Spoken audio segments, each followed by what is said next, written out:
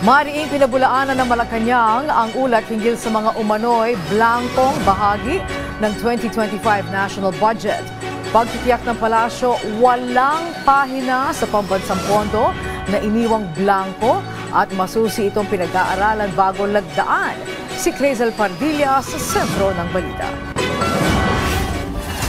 Pinalaga ng Malacanang ang paratang ni dating Pangulong Rodrigo Duterte na blanko ang ilang bahagi ng isinabatas na 2025 national budget na nilagdaan ni Pangulong Ferdinand R. Marcos Jr. Inalmahan ni Executive Secretary Lucas Bersamin ang pagpapakalat ng fake news o maling impormasyon ni Duterte na malisyoso at dapat anyang kondenahin bilang kriminal na gawain. Sinabi ni Duterte na sinadya umanong iwang blanko ang ilang parte ng pambansang pondo para gawing blankong tseke na maaring punan sa hinaharap. Pinabulaanan niya ng Malacanang at iginiit na walang pahina sa pambansang pondo na iniwan bago ito lagdaan at gawing batas. Masusian niyang pinag-aralan ng Kongreso at ang Department of Budget and Management ang higit 4,000 pahina ng 2025 national budget. Maingat anyang sinuri ang bawat detalye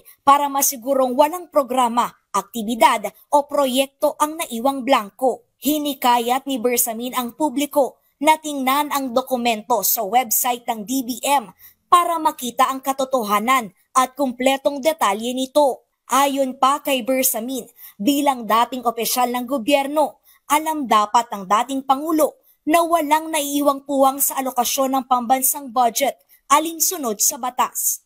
Nanawagan ang palasyo sa kampo ni Duterte na maging responsable sa kanilang aksyon at iwasan ang pagpapakalat ng maling impormasyon. Crazel Pardilla para sa Pambansang TV sa Bagong Pilipinas.